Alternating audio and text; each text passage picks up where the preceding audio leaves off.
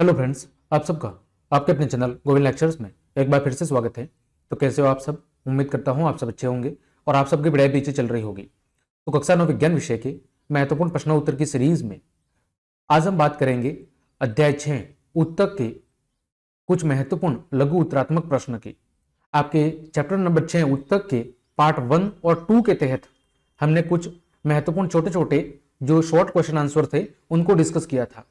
उसी कड़ी में आज हम कुछ जो लॉन्ग थोड़े क्वेश्चन आंसर है उनको डिस्कस करेंगे, क्योंकि चैप्टर काफी बड़ा है और इंपॉर्टेंट भी है, तो परीक्षा के अंदर कई सारे प्रश्न पूछे जाते हैं। तो उसी कड़ी में आज हम जो कुछ प्रश्न शेष बच गए थे उनको डिस्कस करेंगे। तो चलिए क्लास शुरू करते हैं। हम बात कर रहे हैं लघु उत्तरात्मक प्रश्न की। पहला प्रश्न आपके सामने दिया गया है कि एक कोशिकीय और बहुकोशिकीय जीवों के मौलिक कार्य संपादन में क्या अंतर है।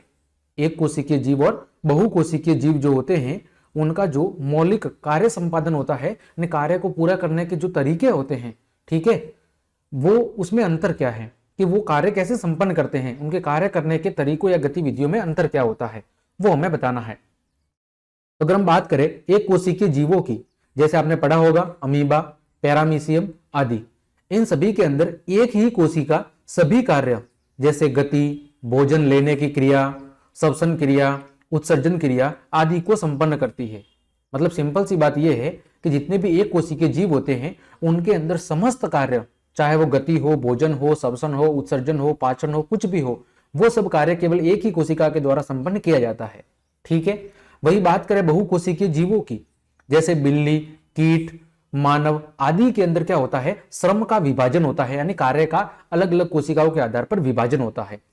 बहुकोशिकीय जीवों में किसी विशिष्ट कार्य को करने के लिए विशेष अंग होते हैं।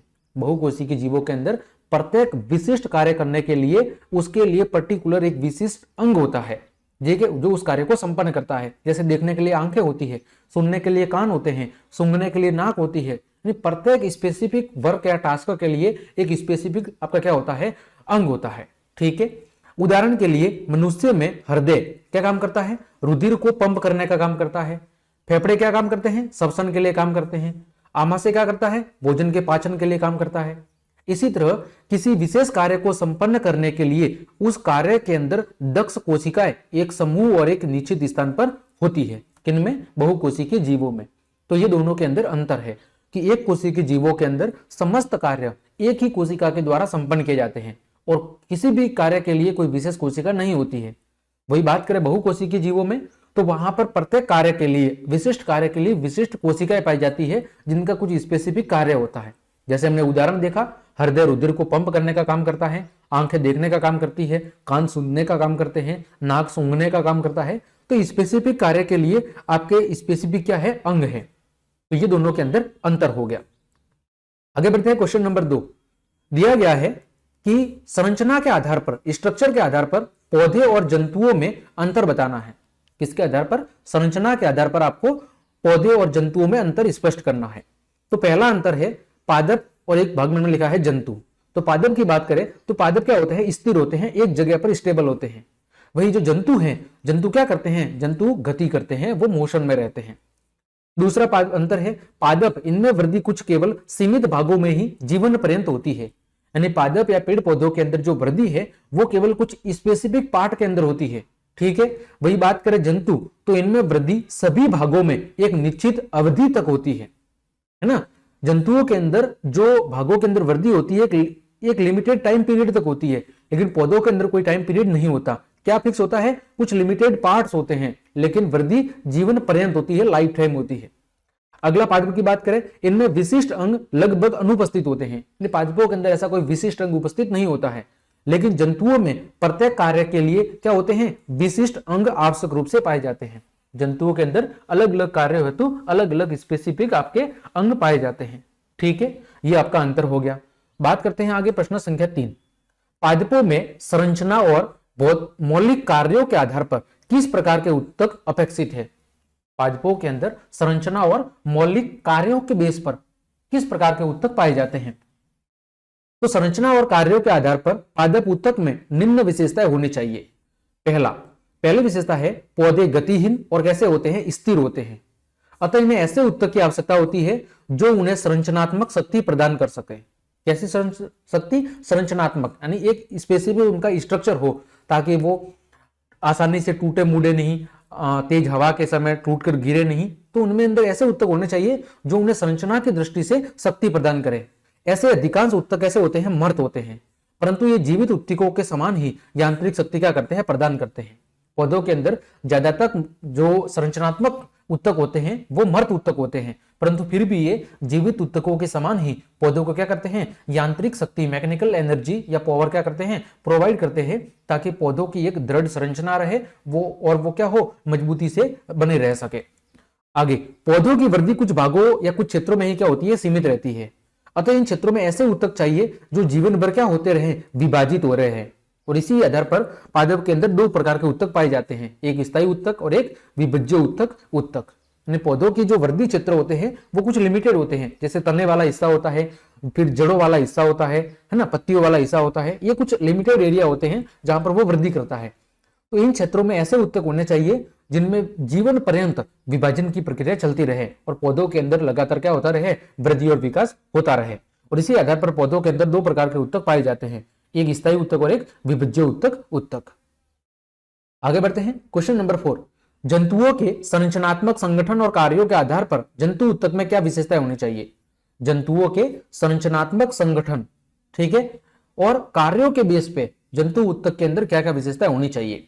तो पहली विशेषता है कि जंतु भोजन, साथी और सुरक्षा की तलाश में इधर उधर लगातार घूमते रहते हैं, अतः उन्हें पादपों की अपेक्षा अधिक ऊर्जा चाहिए।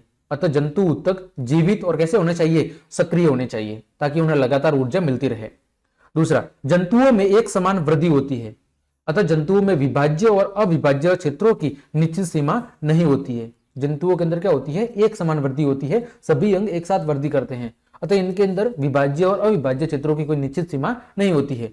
फिर अंगों के विशिष्ट कार्यों के लिए विशिष्ट उत्तक की क्या होती है? आवश्यकता होती है, क्योंकि जंतुओं के अंदर प्रत्येक जो अंग होता है वो एक विशिष्ट कार्य को करने के लिए मौजूद होता है, अतः उन कार्यों हेतु विशिष्ट उत्तक की होना भी जरूरी है कि जिस तरह का कार्य चाहिए, जिस तरह का कार्य संपादन करना है, उस आधार पर उस प्रकार के उत्तक भी होने चाहिए, ठीक है, ताकि वो कार्य को उचित समय पर पूरा कर पाए। आगे, पादप उत्तक कितने प्रकार के होते हैं? एक फ्लो चार्ट बना के समझाना है। तो पादप उत्तक को मेनली दो कैटेगरी में बांटा गया है, एक विभज्य उत्तक और दूसरे स्थायी उत्तक। विभज्य उत्तक को फिर से 3 कैटेगरी में बांटा गया है, शीर्षस्थ विभज्य उत्तक, पार्श्वीय विभज्य उत्तक और अंतर्विष्ट विभज्य उत्तक। वही बात करें स्थायी उत्तक की, तो इनको 2 कैटेगरी में बांटा गया है, सरल स्थायी उत्तक और जटिल स्थायी उत्तक। सरल स्थायी उत्तक को पेरेन्काइमा, कोलेन्काइमा और स्क्लेरेन्काइमा, और जटिल स्थायी उत्तक को जाइलम और फ्लोएम के अंदर डिवाइड किया गया है। यह है आपके पादप उत्तक के वर्गीकरण का फ्लो चार्ट। आगे बढ़ते हैं। विभज्य उत्तक की कोशिकाओं की विशेषता बताओ। जो विभज्य उत्तक होता है उसके अंदर जो पाई जाने वाली कोशिकाएं हैं उनकी प्रॉपर्टीज या कैरेक्टरिस्टिक्स क्या होती है वो बतानी है। तो जो विभज्य उत्तक होते हैं, इन उत्तकों की जो कोशिकाएं हैं वो अत्यंत ही क्रियाशील होती है, एक्टिव होती है, सक्रिय होती है। इनकी जो भित्तियां होती है वो पतली होती है, तो इनमें बहुत अधिक कोशिका द्रव्य भरा रहता है।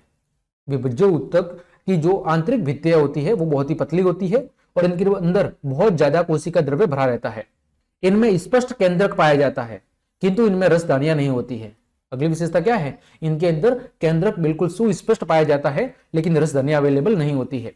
और ये सदा क्या करती रहती है? ये कोशिकाएं सदा विभाजन करती रहती है। इनमें विभाजन की प्रक्रिया जीवन पर्यंत चलती रहती है। ये कुछ प्रमुख विशेषता है विभज्य उत्तक की। आगे बढ़ते हैं। विभेदीकरण से क्या आशय है? विभेदीकरण से आप क्या समझते हैं? तो पादपों के अंदर जो विभज्य उत्तक कोशिकाएं होती है वो लगातार विभाजन का कार्य करती है। ये कोशिकाएं एक विशिष्ट कार्य करना प्रारंभ कर देती है तथा विभाजन होने की शक्ति धीरे धीरे क्या कर देती है? खो देती है, और फिर अंत में जाके कौन से उत्तक बनाती है? स्थायी उत्तक बनाती है। यानी जो विभज्य उत्तक कोशिकाएं होती है उनके अंदर विभाजन की प्रक्रिया चलती रहती है, और ये कोशिकाएं एक विशिष्ट कार्य करना लास्ट में क्या करती है? प्रारंभ कर देती है, और धीरे धीरे विभाजित होने की जो पावर है, शक्ति है, वो खो देती है, और अंत में जाके क्या बनाती है? स्थायी उत्तक। इस प्रकार एक विशिष्ट कार्य करने के लिए विभज्य उत्तक के स्थायी रूप और आकार लेने की जो क्रिया है उसे कहते हैं विभेदीकरण। एक विशिष्ट कार्य करने के लिए जो विभज्य उत्तक होते हैं उनका द्वारा स्थायी रूप लेना और आकार लेने की जो क्रिया है ठीक है, यानी उनके द्वारा स्थायी उत्तक बनने की जो क्रिया है उसको कहते हैं विभेदीकरण। जब वो अपने विभाजन होने की संपूर्ण क्षमता क्या देती है, खो देती है और एक स्थायी उत्तक का रूप धारण कर लेती है। ठीक है, आगे बढ़ते हैं। सरल स्थायी उत्तक से क्या आशय है और ये कितने प्रकार के होते हैं? तो जैसा कि नाम से पता चल रहा है, सरल स्थायी उत्तक यानी ये केवल एक ही प्रकार की कोशिकाओं का समूह होते हैं। क्या होते हैं? एक ही प्रकार की कोशिकाओं का समूह होते हैं और कोशिकाएं सरल और पतली कोशिका भित्ति की होती है। ये कोशिका कैसी होती है? सरल संरचना की और पतली कोशिका भित्ति की। और जो सरल स्थायी उत्तक है उनको 3 कैटेगरी में डिवाइड किया गया है, पेरेन्काइमा, कोलेन्काइमा और स्क्लेरेन्काइमा। ठीक है, स्क्लेरेन्काइमा आपको पता है कि जो नारियल के छिलके वगैरह होते हैं वो इसी उत्तक के बने होते हैं, जो काफी दृढ़ होते हैं। अगला, पेरेन्काइमा उत्तक के कार्यों का वर्णन। पेरेन्काइमा उत्तक काम क्या करते हैं? तो पहला काम है, ये उत्तक पौधों को सहायता प्रदान करते हैं तथा आधारीय पैकिंग तैयार करते हैं। एक तो पौधों को सहायता प्रदान करते हैं और आधारभूत जो पैकिंग है, ठीक है, यानी भोज्य पदार्थों का संचयन वगैरह वो काम करते हैं। ठीक है, भोजन का भंडारण करते हैं। क्या करते हैं? भोजन का भंडारण, जैसा यहां पर बताया, आधारीय पैकिंग यानी वही भोजन को संचित करने का काम करते हैं। कुछ पेरेन्काइमा उत्तक के अंदर क्लोरोफिल पाया जाता है जिससे ये प्रकाश संश्लेषण की क्रिया करते हैं और ये उत्तक क्लोरेन्काइमा कहलाते हैं। यानी ऐसे पेरेन्काइमा उत्तक जिनके अंदर क्लोरोफिल पाया जाता है और वो प्रकाश संश्लेषण की क्रिया करते हैं उन्हें क्लोरेन्काइमा यानी हरित लवक कहते हैं। कुछ जलीय पौधों में पेरेन्काइमा की कोशिकाओं के मध्य हवा की बड़ी गुहिकाएं पाई जाती है जो पौधों को तैरने के लिए अनुकूलित करती है। इन उत्तकों को एरेन्काइमा उत्तक कहते हैं। कुछ जलीय पौधों के अंदर जो पेरेन्काइमा कोशिका होती है उनके बीच में हवा की बड़ी बड़ी गुहिकाएं पाई जाती है, यानी स्पेस पाया जाता है जहां पर हवा भरी रहती है, जो पौधों को तैरने के लिए अनुकूल बनाती है। ऐसे उत्तकों को कहते हैं एरेन्काइमा उत्तक। ठीक है, आगे बढ़ते हैं। स्टोमेटा की संरचना और कार्य। ठीक है, तो स्टोमेटा पत्ती की एपिडर्मिस में छोटे छोटे छिद्र पाए जाते हैं, यानी पत्तियों की जो बाहरी संरचना होती है उसके अंदर छोटे छोटे छिद्र होते हैं जिन्हें स्टोमेटा कहते हैं। ये 2 वक्रक के आकार की कोशिकाओं से क्या होते हैं? घिरे रहते हैं, जिन्हें रक्षी कोशिकाएं कहते हैं। जैसा चित्र के अंदर दिख रहा है ये वाला भाग, ये बीच के अंदर आपकी स्टोमेटा है कोशिकाएं हैं और ये गोलाकार कोशिका दिख रही है ये आपकी रक्षी कोशिकाएं हैं। ठीक है, तो पौधों की जो पत्तियां होती है उनके अंदर जो एपिडर्मिस वाला हिस्सा होता है उनके अंदर छोटे छोटे रंध्र छिद्र पाए जाते हैं जिन्हें स्टोमेटा कहते हैं और ये वक्रक की आकार की 2 रक्षी कोशिकाओं से घिरे होते हैं। ठीक है, काम क्या करते हैं? ये कोशिकाएं वायुमंडल से गैसों का आदान प्रदान करने में सहायक होती है। क्या काम करती है? वायुमंडल से गैसों का परिवहन करती है और वाष्पोत्सर्जन की क्रिया भी इन्हीं के माध्यम से संपन्न होती है। वेरी वेरी इंपॉर्टेंट पॉइंट कि पादपों के अंदर जो वाष्पोत्सर्जन की क्रिया है वो किसके द्वारा संपन्न होती है? तो स्टोमेटा के द्वारा। ठीक है, स्टोमेटा होते क्या हैं? तो पत्तियों की एपिडर्मिस में छोटे छोटे रंध्र पाए जाते हैं जिन्हें स्टोमेटा कहते हैं। यह काफी इंपॉर्टेंट प्रश्न है, आप अच्छे से तैयार कर ले। अगला है, जो स्थायी उत्तक होते हैं परमानेंट टिश्यू, उनकी कैरेक्टरिस्टिक्स विशेषताएं क्या होती है? तो जो आपके परमानेंट टिश्यू होते हैं यह विभज्य उत्तक के विभाजन के बाद बनते हैं। ये बनते कब है? जब विभज्य उत्तक के अंदर विभाजन की प्रक्रिया समाप्त हो जाती है तब जो अंतिम स्टेज होती है वो तब बनते हैं स्थायी उत्तक। इन उत्तकों के अंदर आगे विभाजन की प्रक्रिया फिर नहीं होती है, इनकी कोशिकाएं फिर विभाजित नहीं होती है। ठीक है, इन कोशिकाओं की आकृति, माप और संरचना क्या होती है? फिक्स होती है, निश्चित होती है। ये उत्तक जीवित हो सकते हैं जैसे पेरेन्काइमा अथवा मर्त भी हो सकते हैं जैसे स्क्लेरेन्काइमा। यानी जो स्थायी उत्तक है वो सजीव भी हो सकते हैं, यानी जीवित भी हो सकते हैं और मर्त भी। जीवित की बात करें तो जैसे पेरेन्काइमा और मर्त की बात करें तो स्क्लेरेन्काइमा। और इनमें रिक्तिका युक्त कोशिका द्रव्य होता है। कैसा होता है? रिक्तिका युक्त कोशिका द्रव्य पाया जाता है। ये कुछ विशेषता है स्थायी उत्तक की। आगे बढ़ते हैं। अगला प्रश्न है आपका, जंतुओं में पाए जाने वाले विभिन्न उत्तकों के नाम बताइए। तो 4 प्रकार के उत्तक होते हैं जंतुओं के अंदर, एपिथेलियमी, संयोजी, पेशीय और तंत्रिका उत्तक। ये 4 प्रमुख उत्तक होते हैं जंतुओं के अंदर, एपिथेलियमी, संयोजी, पेशीय और तंत्रिका। आगे, स्क्लेरेन्काइमा उत्तक के विषय के में लिखिए, यानी स्क्लेरेन्काइमा उत्तक क्या होता है ये आपको बताना है। तो यह एक प्रकार का सरल स्थायी उत्तक होता है। कैसा होता है? सरल स्थायी उत्तक, जो पौधे को कठोर और मजबूत बनाने का काम करता है। जो क्या करता है? पौधों को कठोर और मजबूत बनाने का काम करते हैं। इनकी जो कोशिकाएं हैं वो मर्त होती है, लंबी होती है और पतली होती है। ठीक है, इनकी जो कोशिका भित्ति है वो लिग्निन के कारण मोटी होती है। कैसी होती है? लिग्निन नामक पदार्थ के कारण मोटी होती है और ये भित्तियां प्राय इतनी मोटी होती है कि कोशिका के भीतर कोई आंतरिक स्थान नहीं होता है। कोशिका के भीतर कोई खाली जगह नहीं होती है। यह उत्तक तने में संवहन बंडल के समीप पत्तियों की सिराओं में, बीजों और फलों के कठोर छिलकों के अंदर पाई जाती है। कहां पर पाई जाती है? तने के अंदर, संवहन बंडल के समीप, पत्तों की सिराओं में, बीजों और फलों के जो कठोर छिलके होते हैं जैसे नारियल का छिलका होता है उनमें पाई जाती है स्क्लेरेंकाइमा उत्तक। ठीक है, आगे बढ़ते हैं। एपिथेलियमी उत्तकों को कितने भागों में वर्गीकृत किया गया है? तो जो एपिथेलियमी उत्तक है उनको आकार और कार्य के बेस पर निम्नलिखित भागों में डिवाइड किया गया है। पहला, चपटी एपिथेलियम उत्तक यानी सरल सल्की एपिथेलियम, फिर स्तरित सल्की एपिथेलियम, फिर स्तंभाकार एपिथेलियम, फिर पक्षमाभी स्तंभाकार एपिथेलियम, फिर घनाकार एपिथेलियम और फिर ग्रंथिल एपिथेलियम। कुछ 6 भागों के अंदर डिवाइड किया गया है आकार और कार्य के बेस पे। अगला, एपिथेलियम उत्तक के प्रमुख कार्य लिखिए। एपिथेलियम उत्तक के प्रमुख कार्य लिखने हैं। तो पहला कार्य है, ये उत्तक बाह्य आवरण का सतत निर्माण करते हैं और अंदर के अंगों की क्या करते हैं? सुरक्षा करते हैं। ठीक है। दूसरा काम है, ये जल और अन्य पोषक तत्वों का अवशोषण करने का काम करते हैं। तीसरा, यह अपशिष्ट पदार्थों के निष्कर्षण में मदद करते हैं, जैसे त्वचा के द्वारा पसीने का निष्कर्षण। फिर विभिन्न प्रकार की एपिथेलियमी कोशिकाओं के बीच की पारगम्यता शरीर तथा बाहरी वातावरण और शरीर के विभिन्न अंगों के बीच पदार्थों के आवागमन में महत्वपूर्ण भूमिका निभाती है। विभिन्न प्रकार की जो एपिथेलियम कोशिकाएं हैं वो शरीर के विभिन्न अंगों और वातावरण के बीच पदार्थों के आवागमन में, आदान प्रदान में महत्वपूर्ण भूमिका अदा करती है। तो ये कुछ प्रमुख कार्य है एपिथेलियमी उत्तक के। अगला प्रश्न है, उस्थि और उपास्थि में अंतर बताना है। तो देखो, एक भाग में लिखा है अस्थि, दूसरे भाग में लिखा है उपास्थि। अस्थि का मतलब ये ठोस और लोचहीन पदार्थ से बनी होती है। कैसी? लोचहीन का मतलब है इसमें लचीलापन नहीं होता है। उपास्थि ये अर्ध ठोस और लचीले पदार्थ से बनी होती है। फिर अस्थि, अंतःकोशिकीय स्थान में अस्थियों के बीच जो अंतःकोशिकीय स्थान है उसमें कैल्शियम और फास्फोरस के लवण भरे होते हैं, जबकि उपास्थियों के बीच का जो गैप होता है वहां पर प्रोटीन और शर्करा और अंतःकोशिकीय स्थान में भरे होते हैं, यानी कि प्रोटीन और शर्करा दो उपास्थियों के बीच में भरी होती है। इसके केंद्र में अस्थि मज्जा पाई जाती है। अस्थि के केंद्र में अस्थि मज्जा पाई जाती है, जबकि इसमें अस्थि मज्जा नहीं पाई जाती है। ठीक है, ये दोनों के अंदर अंतर हो गया। आगे बढ़ते हैं, रुधिर क्या है और इसके विभिन्न घटकों के नाम बताने हैं। तो रुधिर एक तरल संयोजी उत्तक है। कैसा है? एक तरल संयोजी उत्तक है, जिसके द्वारा संपूर्ण शरीर में रक्त का क्या होता है? संवहन होता है। जिसके द्वारा शरीर के अंदर क्या होता है? जिसके द्वारा संपूर्ण शरीर में विभिन्न पदार्थों का संवहन होता है।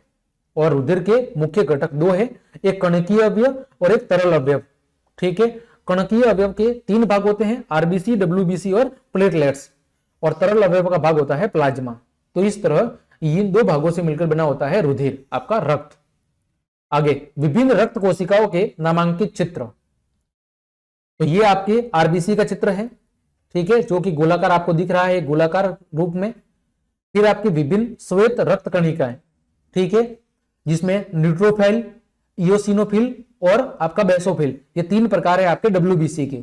ठीक है, और फिर बात करें लिम्फोसाइट और मोनोसाइट और प्लेटलेट्स, ये अलग अलग कोशिकाओं के क्या हैं? आपके चित्र हैं। ये परीक्षा के अंदर बहुत कम पूछा जाता है, बस आपको थोड़ा सा ध्यान रखना है कि रक्त कोशिकाओं के चित्र होते कैसे हैं। अगला, संयोजी उत्तक, स्नायु और कंडरा का वर्णन करो। संयोजी उत्तक, स्नायु और कंडरा। सबसे पहले बात करते हैं स्नायु की। तो यह उत्तक 2 अस्थियों को आपस में जोड़ने का काम करता है। क्या काम करता है? 2 अस्थियों को आपस में जोड़ने का काम करता है। इसे अस्थि बंधन तंतु भी कहते हैं। क्या कहते हैं? अस्थि बंधन तंतु भी कहते हैं। यह उत्तक बहुत ही लचीला होता है और मजबूत होता है, और इसमें आधात्री की मात्रा बहुत ही क्या होती है? कम होती है। ठीक है, अब देखो, ये काचाभ स्नायु उत्तक है, जिसमें काचाभ आधात्री और उपास्थ्य अणु कंड्रोसाइट मौजूद होते हैं। यह आपके स्नायु का चित्र है। फिर बात करें कंडरा, जिसे टेंडन भी कहते हैं हम। यह उत्तक मांसपेशियों को अस्थियों से जोड़ने का काम करता है। यह मजबूत होता है और सीमित लचीलेपन वाला रेशेदार उत्तक होता है, जो मांसपेशियों को अस्थि से आपस में जोड़ने का काम करता है। यह मजबूत होता है और लचीलेपन युक्त होता है। ठीक है, आगे, अस्थि संयोजी उत्तक का नामांकित चित्र बनाकर वर्णन। किसका? अस्थि संयोजी उत्तक का। तो जो अस्थि संयोजी उत्तक है, ये पंजर का निर्माण करके शरीर को एक निश्चित आकार प्रदान करते हैं। क्या करते हैं? एक पंजर ढांचे नुमा संरचना का निर्माण करके शरीर को एक निश्चित आकार प्रदान करते हैं। ये उत्तक मांसपेशियों और शरीर के मुख्य अंगों को सहारा देते हैं। क्या करते हैं? ये उत्तक शरीर की मांसपेशियों और जो प्रमुख अंग हैं उनको सहारा देते हैं। ये मजबूत और कठोर ऊतक होते हैं। अस्थि कोशिकाएं कठोर आधात्री में धसी होती है जो कैल्शियम और फास्फोरस से बनी होती है। ठीक है, ये आपके चित्र दिया हुआ है संहत अस्थि ऊतक का। फिर बात करें प्रश्न संख्या 21, उपास्थि किस प्रकार के ऊतक का काम करती है और ये हमारे किन अंगों में पाई जाती है। जो उपास्थि है वो किस प्रकार के ऊतक का काम करती है और हमारे किन अंगों के अंदर पाई जाती है। तो उपास्थि यह एक प्रकार का संयोजी ऊतक है। इसमें कोशिकाओं के बीच में पर्याप्त स्थान होता है और इसकी ठोस आधात्री प्रोटीन और शर्करा की बनी होती है, जिससे यह लचीला और क्या होता है, मुलायम होता है। यह अस्थियों के जोड़ों को क्या करती है, चिकना बनाती है। नाक, कान, कंठ और श्वास नली के अंदर उपास्थियां पाई जाती है। ठीक है, उपास्थि क्या है, एक प्रकार का संयोजी ऊतक है और इसमें कोशिकाओं के बीच में पर्याप्त गैप होता है, स्थान होता है। इसकी जो ठोस आधात्री है वो किसकी बनी होती है, प्रोटीन और शर्करा की, जिससे यह लचीला और मुलायम होता है और यह अस्थियों के जोड़ों को चिकना बनाने का काम करता है। और ये पाई कहां जाती है, नाक, कान, कंठ और श्वास नली के अंदर। आगे प्रश्न संख्या 22, एरियोलर ऊतक कहां पाए जाते हैं, नामांकित चित्र भी बनाना है। तो देखो, जो एरियोलर ऊतक है, संयोजी ऊतक, ये त्वचा और मांसपेशियों के बीच रक्त नलिका के चारों ओर और नसों और अस्थि मज्जा में पाए जाते हैं। कहां पाए जाते हैं, त्वचा और मांसपेशियों के बीच रक्त नलिका के चारों ओर और नसों और अस्थि मज्जा में पाए जाते हैं। यह अंगों के रिक्त स्थान को भरते हैं। क्या काम करते हैं, अंगों के बीच का जो रिक्त स्थान होता है उसको भरने का काम करते हैं और आंतरिक अंगों को सहारा प्रदान करते हैं। और ये साथ ही साथ ऊतकों की मरम्मत में भी क्या होते हैं, ऊतकों की मरम्मत में भी सहायक होते हैं। ठीक है, ये आपके सामने चित्र दिया हुआ है जिसके अंदर विभिन्न भाग है, जैसे जालिका फाइबर, ठीक है, फिर फाइब्रोब्लास्ट, बृहद बक्साणु, कोलेजन फाइबर, संप्रेषणी कोशिका और प्लाज्मा कोशिका, ये सब एरियोलर ऊतक के क्या होते हैं, भाग होते हैं जो उनके आसपास पाए जाते हैं। अगला, वसामय ऊतक का काम क्या है, इसका नामांकित चित्र। तो जो वसामय ऊतक हैं वो हमारे शरीर के अंदर वसा को स्टोर करते हैं, संग्रह करते हैं। ये त्वचा के नीचे आंतरिक भागों की मोटी सम सूक्ष्म बिंदुक बीच में पाए जाते हैं। ये त्वचा के नीचे जो आंतरिक भाग होते हैं उनके मोटी जो सूक्ष्म बिंदुक संरचना होती है वहां पर बीच में पाए जाते हैं। इस ऊतक की कोशिकाएं वसा की गोलिकाओं से भरी होती है और वसा संग्रहित होने के कारण ये ऊष्मीय कुचालक का काम करती है। किसका काम करती है, ऊष्मीय कुचालक का। ठीक है, ये वसा कोशिका का चित्र दिया हुआ है, मोटी सूक्ष्म बिंदुक वाली संरचना यहाँ पे दी हुई है और यहाँ पर आपका केंद्रक दिया हुआ है। ठीक है, और ये जो आपकी कोशिका होती है यहाँ पर, ये होती है एपिडोसाइट या वसा कोशिका। ऐसे चित्र परीक्षा में बहुत ही कम पूछते हैं, आपको केवल कार्य ध्यान रखना है। आगे बढ़ते हैं, पेशीय ऊतक की विशेषता क्या होती है। तो शरीर की हमारी जितनी भी मांसपेशियां होती है वो पेशीय ऊतक की बनी होती है। इनमें धागे की तरह की संरचना पाई जाती है, इसी वजह से इन्हें पेशीय तंतु भी कहते हैं। फिर मांसपेशियों का संकुचन और फैलाव ये इन्हीं मांसपेशीय कोशिकाओं के द्वारा या पेशीय ऊतकों के द्वारा किया जाता है। पेशियों में एक विशेष प्रकार की प्रोटीन होती है जिसे सिकुड़ने वाला प्रोटीन भी कहते हैं और जिसकी वजह से संकुचन और प्रसार से क्या होती है, गति होती है। तो ये आपकी पेशीय ऊतक की कुछ विशेषताएं हैं। फिर गति के आधार पर पेशियां कितने प्रकार की होती है, इनका वर्णन करें। तो गति के आधार पर जो पेशियां हैं वो बेसिकली दो टाइप की होती है, ऐच्छिक और अनैच्छिक। ऐच्छिक पेशियां वो होती है जिनकी गति हम अपनी इच्छा अनुसार करवा सकते हैं, जैसे हाथ और पैर की मांसपेशियां। और अधिकतर जो ऐच्छिक पेशियां होती है वो हड्डियों से जुड़ी होती है और ये रेखीय पेशियां होती है। वही बात करें अनैच्छिक पेशियों की, वो पेशियां जिनकी गति हमारी इच्छा पर डिपेंड नहीं करती है उन्हें कहते हैं अनैच्छिक पेशियां, जैसे आहार नाल की पेशियां, हृदय की पेशियां, आंख की पलक, फेफड़ों की श्वसन नली आदि की पेशियां। और ये कैसी होती है, अरेखित होती है, रेखित संरचना में नहीं होती है। ठीक है, आगे बढ़ते हैं, क्वेश्चन नंबर 26, तंत्रिका ऊतक से क्या मतलब है। तो हमारे शरीर के अंदर उत्तेजना के अनुकूल शीघ्र प्रतिक्रिया करने के लिए कुछ कोशिकाएं मौजूद होती है। ये शरीर में सूचनाओं का क्या करती है, स्थानांतरण करती है और इन कोशिकाओं के समूह को क्या कहते हैं, तंत्रिका ऊतक कहते हैं। जैसे मस्तिष्क, मेरुरज्जु और तंत्रिकाएं सभी तंत्रिका ऊतकों से ही बनी होती है। और तंत्रिका ऊतक की जो कोशिकाओं को तंत्रिका कोशिका या फिर क्या कहते हैं, न्यूरॉन के नाम से जानते हैं। और ये न्यूरॉन का चित्र है जो शरीर के अंदर विभिन्न प्रकार की सूचनाओं या संवेदनाओं को मस्तिष्क और मेरुरज्जु तक पहुंचाती है और फिर वहां से जो प्रतिक्रिया आदेश प्राप्त होते हैं उनको वापिस उन अंगों तक पहुंचाती है और उन आदेशों के अनुरूप क्या करती है, उनकी पालना करवाती है और कार्य को संपादित करने का काम करवाती है। आगे बढ़ते हैं, क्या एक पेड़ की बाहरी शाखा की परत नए तने की बाह्य परत से भिन्न होती है? यदि हाँ तो कैसे? एक पेड़ की जो बाहरी शाखा की परत है वो नए तने की बाह्य परत से भिन्न होती है, यदि हाँ तो कैसे? तो देखें, जैसे जैसे पेड़ बढ़ता है उसके बाह्य सुरक्षात्मक ऊतकों में भी कुछ परिवर्तन होते हैं। एक दूसरे विभज्य ऊतक की पट्टी तने के एपिडर्मिस का स्थान ले लेती है और बाह्य सतह की जो कोशिकाएं हैं वो इस सतह से क्या हो जाती है? अलग हो जाती है और इस पौधों पर बहुत ही परतों वाली मोटी चाल का निर्माण करती है। और इन चालों की कोशिका ज्यादातर कैसी होती है? मर्त होती है और ये बिना अंतःकोशिकीय स्थानों के व्यवस्थित होती है और इनकी भित्ति पर सुबेरिन नामक रसायन होता है जो इन चालों को हवा और पानी के लिए अभेद्य बनाता है। इस प्रकार एक पेड़ की बाह्य शाखा की परत नए तने की बाह्य परत से क्या होती है? भिन्न होती है। ठीक है, मतलब कोशिकाओं के अंदर लगातार विभाजन होता रहता है। तो एक पेड़ की जो बाहरी शाखा है वो एपिडर्मिस कोशिकाओं की बनी होती है और काफी कठोर होती है। ठीक है, और उसकी भित्ति के ऊपर सुबेरिन नामक रसायन होता है जो इन पेड़ की चालों को हवा और पानी के लिए अभेद्य बनाता है। वही बात करें एक नए तने की, तो उसकी जो बाहरी कोशिकाएं हैं वो अभी इतनी कठोर और सख्त नहीं होती है। तो सिंपल सी बात है कि एक पेड़ की जो बाहरी शाखा है जिसे हम चाल कहते हैं वो और एक नए तने की जो बाह्य परत है एक दूसरे से अलग होती है। अगला, जाइलम के विषय में लिखें। तो जाइलम एक संवहन जटिल ऊतक है जो पौधों के अंदर मौजूद होता है। यह ट्रैकिड यानी वाहिका, जाइलम पेरेन्काइमा और जाइलम फाइबर से मिलकर क्या होता है? बने होता है। इन कोशिकाओं की कोशिका भित्ति काफी मोटी होती है और इनमें से ज्यादातर कोशिका कैसी होती है? मर्त होती है। ट्रैकिड और वाहिका नलिकाकार होती है। ये पानी और खनिज लवणों का क्या करती है? ऊर्ध्वाधर यानी ऊपर की ओर संवहन करती है। पेरेन्काइमा भोजन का संग्रह करता है और ये किनारों की ओर पानी के पार्श्वीय संवहन में मदद करता है। और फाइबर क्या करता है? फाइबर सहारा देने का काम करता है। ये आपके सामने संरचना दी गई है जिसमें ट्रैकिड, वाहिका और आपकी जाइलम पेरेन्काइमा जिसमें कोशिका द्रव्य और केंद्रक मौजूद होते हैं, ये संरचना दी गई है। आगे बढ़ते हैं। फ्लोएम पर संक्षिप्त टिप्पणी। तो यह भी पौधों के अंदर पाए जाने वाला एक जटिल संवहन ऊतक है। यह चालनी नलिका, साथ ही कोशिकाओं, फ्लोएम पेरेन्काइमा और फ्लोएम रेशों से मिलकर बना होता है। आपकी जो चालनी नलिका है वो छिद्रित भित्ति वाली तथा नलिकाकार कोशिका होती है।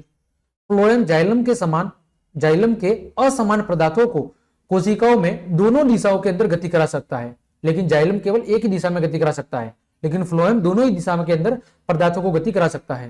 फ्लोएम पत्तियों से भोजन को पौधे के विभिन्न भागों तक पहुंचाता है। फ्लोएम रेशों को छोड़कर फ्लोएम कोशिकाएं क्या होती है? जीवित कोशिकाएं होती है। यानी फ्लोएम क्या काम करता है? फ्लोएम पादप के अंदर भोज्य पदार्थों के संवहन का कार्य करता है। अगला, संवहन बंडल से क्या मतलब है? लिखिए। तो जो संवहन बंडल है यह जटिल अथवा संवहन पादप ऊतकों जाइलम और फ्लोएम से मिलकर बने होते हैं और ये पौधों के अंदर पानी, खनिज लवण और खाद्य पदार्थों का क्या करते हैं? स्थानांतरण करने का काम करते हैं। अगला, जलीय पौधों में तैरने का गुण किस प्रकार होता है? तो जलीय पौधों के अंदर पेरेन्काइमा ऊतक की कोशिकाओं के मध्य हवा की बड़ी बड़ी गुहिकाएं पाई जाती है। जलीय पौधों के अंदर जो पेरेन्काइमा ऊतक होता है उसकी कोशिकाओं के मध्य हवा की बड़ी बड़ी गुहिकाएं पाई जाती है जो पौधों को तैरने के लिए उत्प्लावन बल प्रदान करती है। इस प्रकार के पेरेन्काइमा ऊतक को एरेन्काइमा ऊतक कहते हैं और इसी एरेन्काइमा ऊतक की वजह से जो जलीय पादप है वो पानी के अंदर तैरते हैं। फ्लोएम और जाइलम के कार्य अभी देख लिया। फ्लोएम क्या करता है? यह पादप ऊतक पत्तियों के द्वारा निर्मित भोजन को पौधे के विभिन्न भागों में स्थानांतरित करता है। वही बात करें जाइलम, तो यह ऊतक जल और उसमें घुले हुए खनिज लवणों को जड़ से लेकर पौधों के ऊपरी भागों तक पहुंचाता है और साथ ही साथ पौधों को यांत्रिक सहायता भी प्रदान करता है। अगला, तंत्रिका कोशिका को समझाओ। तो तंत्रिका ऊतक की जो कोशिकाएं हैं उन्हें तंत्रिका कोशिका या क्या कहते हैं? न्यूरॉन कहते हैं। न्यूरॉन के अंदर केंद्रक, कोशिका द्रव्य और कोशिका द्रव्य पाया जाता है। इसमें लंबे पतले बालों जैसी शाखाएं निकलती है और प्रत्येक न्यूरॉन में इस तरह का एक लंबा प्रवध्र होता है जिन्हें एक्सॉन कहते हैं और बहुत सारे छोटी शाखा वाले प्रवध्र डेंड्राइट्स कहलाते हैं। तंत्रिका कोशिका लगभग 1 मीटर तक लंबी हो सकती है और बहुत सारी तंत्रिका रेशे संयोजी ऊतक के द्वारा एक साथ मिलकर एक तंत्रिका कोशिका का क्या करते हैं? निर्माण करते हैं। ये तंत्रिका कोशिका का चित्र है जिसमें डेंड्राइट, आपका न्यूक्लियस केंद्रक, एक्सॉन, ठीक है, इसके बाद ये एक्सॉन टर्मिनल, ये नोड ऑफ रेनवियर, ये सारे क्या होते हैं? तंत्रिका कोशिका के भाग होते हैं जो सूचनाओं को एक स्थान से दूसरे स्थान पर क्या करते हैं? प्रवाहित करते हैं और उन सूचनाओं को मस्तिष्क और मेरुरज्जु तक पहुंचाते हैं और वहां से जो भी आदेश प्राप्त होते हैं उनको क्या करते हैं? संपादित कराने का काम करते हैं। ठीक है, अगला प्रश्न है तंत्रिका स्पंदन क्या है, इसका महत्व बताओ। तो तंत्रिका रेशों से गुजरने वाली जो संवेदना है उसको कहते हैं तंत्रिका स्पंदन। तंत्रिका रेशों से गुजरने वाली जो संवेदनाएं हैं उनको कहते हैं तंत्रिका स्पंदन। और तंत्रिका का जो स्पंदन है वो हमें इच्छा अनुसार अपनी पेशियों की गति करने में क्या करता है, सहायता करता है, जिसकी मदद से हम अपनी इच्छा अनुसार पेशियों को गति करवा सकते हैं। तो इस प्रकार हमने आपके अध्याय 6 उत्तक के जितने भी परीक्षा उपयोगी छोटे बड़े प्रश्न बन रहे थे उन सभी को बहुत अच्छे से डिस्कस कर लिया है। उम्मीद करता हूं सारे प्रश्न आपकी परीक्षा के लिए उपयोगी साबित होंगे। तो क्लास देखने के लिए आप सभी को धन्यवाद। यदि आपको मेरी क्लास और मेहनत पसंद आई है तो फिर लाइक, कमेंट, शेयर और सब्सक्राइब जरूर करें। आज के लिए इतना ही। जय हिंद, जय भारत।